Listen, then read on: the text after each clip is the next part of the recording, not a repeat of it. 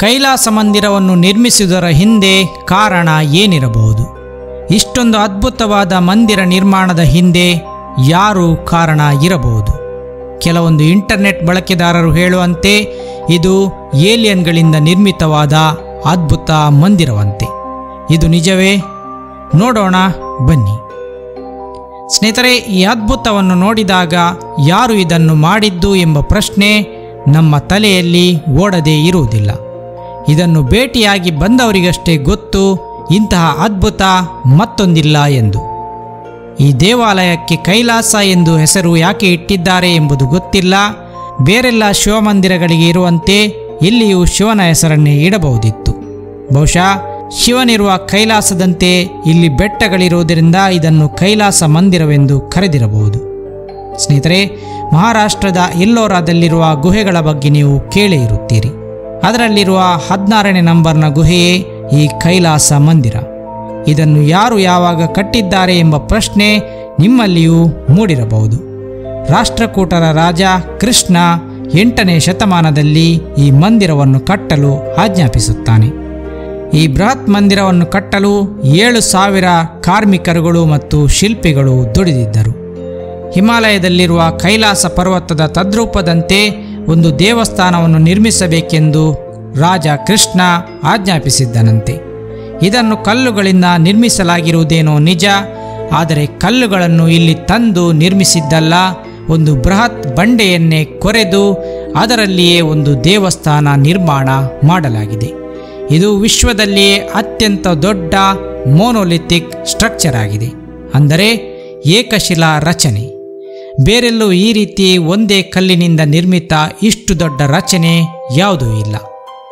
ಬಹುಶಃ ನಿಮಗೆ ಈ ಕೈಲಾಸ ಮಂದಿರದ ಫೋಟೋವನ್ನು ಹಲವಾರು ಕಡೆ ನೋಡಿದ್ದೇವೆ ಎಂದೆನಿಸಬಹುದು. ಇದು 20 ರೂಪಾಯಿ ನೋಟಿನಲ್ಲಿ ನಮ್ಮ ಇತಿಹಾಸದ ಗತ ವೈಭವವನ್ನು ಸಾರುವ ಚಿತ್ರವಾಗಿ ಕಂಗೊಳಿಸುತ್ತಿದೆ. ಸ್ನೇಹಿತರೆ, ಈ ಬೃಹತ್ ದೇವಾಲಯವನ್ನು ಒಂದು ದೊಡ್ಡ ಬಂಡೆಯನ್ನು ಕೆತ್ತಿ ನಿರ್ಮಾಣ ಮಾಡಲಾಗಿದೆ. ಕೇವಲ ಉಳಿ ಮತ್ತು ಸುತ್ತಿಗೆಯಿಂದ ಇಷ್ಟು ದೊಡ್ಡ ನಿರ್ಮಾಣ ಮಾಡಲು ಸಾಧ್ಯವೇ? ಅದು ಕೂಡ ಒಂದು ತಪ್ಪಿಲ್ಲದೆ. ಇಲ್ಲಿ ಒಂದು ಸಣ್ಣ ತಪ್ಪು ಕೂಡ ಇಡೀ ದೇವಾಲಯವನ್ನು ಹಾಳುಗೆಡಬಹುದಿತ್ತು. ಯಾಕೆಂದರೆ ಇಲ್ಲಿ ಯಾವುದೇ ಜೋಡಣೆಗಳಿರಲಿಲ್ಲ. ಕೇವಲ ಒಂದು ಬೃಹತ್ ಬಂಡೆಯನ್ನು ಕೆತ್ತುತ್ತಾ ಸಾಗಬೇಕಿತ್ತು. ಇದೊಂದು ಸಂಪೂರ್ಣ ಸಿಮ್ಮೆಟ್ರಿಕ್ ಡಿಸೈನ್ ಆಗಿದೆ. ಸಿಮ್ಮೆಟ್ರಿಕ್ ಎಂದರೆ ಮಧ್ಯದಲ್ಲಿ ಒಂದು ಗೆರೆ ಎಳೆದರೆ ಆ ಕಡೆ ಮತ್ತು ಈ ಕಡೆ ಒಂದೇ ತೆರನಾಗಿರುವುದು. ಎರಡೂ ಬದಿಯನ್ನು ಮಡಚಿದರೆ ಒಂದಕ್ಕೊಂದು ಸಮನಾಗಿ ಜೋಡುವ ಒಂದು ಡಿಸೈನ್. ಇದನ್ನು ಇಂಜಿನಿಯರಿಂಗ್ನಲ್ಲಿ ಸಿಮ್ಮೆಟ್ರಿಕ್ ಎಂದು ಕರೆಯುತ್ತಾರೆ. ಹಾಗಾಗಿಯೂ ಕೂಡ ಇದನ್ನು ವಾಸ್ತು ಪ್ರಕಾರವೇ ನಿರ್ಮಿಸಲಾಗಿದೆ. ಇದರಲ್ಲಿ ಯಾವುದೇ ದೋಷಗಳು ಇಲ್ಲ ಮತ್ತು ಇದು ಪ್ರಾಚೀನ ಭಾರತದ ನಿರ್ಮಾಣ ಕೌಶಲ್ಯಕ್ಕೆ ಹಿಡಿದ ಕನ್ನಡಿಯಾಗಿದೆ. ಈ ಇಡೀ ದೇವಸ್ಥಾನವನ್ನು ಕೆತ್ತಿ ನಿಲ್ಲಿಸಲು 18 ವರ್ಷಗಳು ಬೇಕಾಯಿತೆಂದು ಹೇಳಲಾಗುತ್ತದೆ.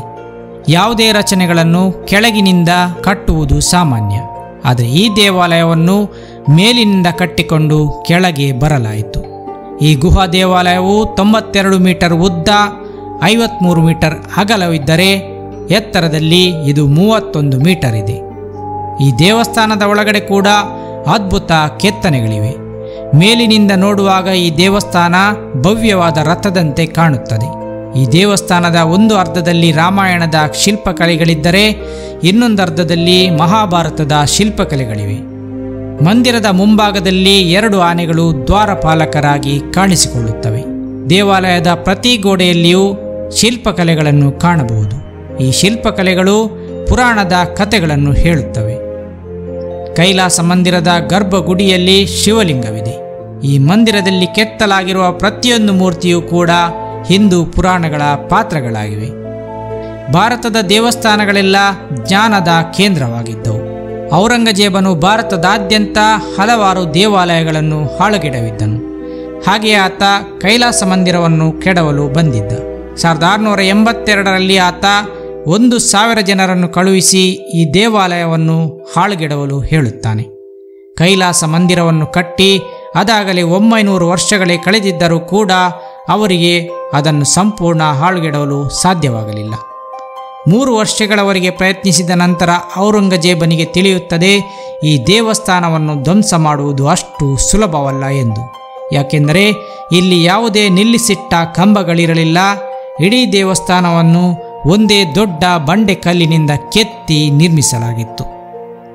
ಈ ಬೆಸಾಲ್ಟ್ ಶಿಲೆಯನ್ನು ತುಂಡರಿಸಲು ಔರಂಗಜೇಬನ ಜನರಿಂದ ಆಗಲಿಲ್ಲ. ಆದರೆ ಆಶ್ಚರ್ಯಕರ ಸಂಗತಿ ಏನೆಂದರೆ, ಇದೇ ಕಲ್ಲನ್ನು ಕೆತ್ತಿ ಭಾರತೀಯ ಶಿಲ್ಪಿಗಳು ಒಂದು ಸುಂದರ ದೇವಾಲಯವನ್ನು ನಿರ್ಮಿಸಿದ್ದರು. 1682ರ ಔರಂಗಜೇಬನ ದಾಳಿಯ ನಂತರವೂ ಇಲ್ಲಿ ಹಲವಾರು ದಾಳಿಗಳಾದವು. ಆದರೂ ಆ ದೇವಸ್ಥಾನ ಮಾತ್ರ ಯಾವುದೇ ದಾಳಿಗೆ ಬಗ್ಗದೆ ಭವ್ಯವಾಗಿ ನಿಂತಿದೆ.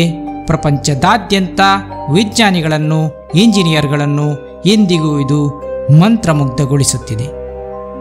ಇಂದಿಗೆ 1200 ವರ್ಷ ಹಳೆಯದಾಗಿರುವ ಈ ಕೈಲಾಸ ದೇವಾಲಯ ವಿಶ್ವದ ಅತಿ ದೊಡ್ಡ ಮೊನೋಲಿಥಿಕ್ ಸ್ಟ್ರಕ್ಚರ್ ಆಗಿದೆ.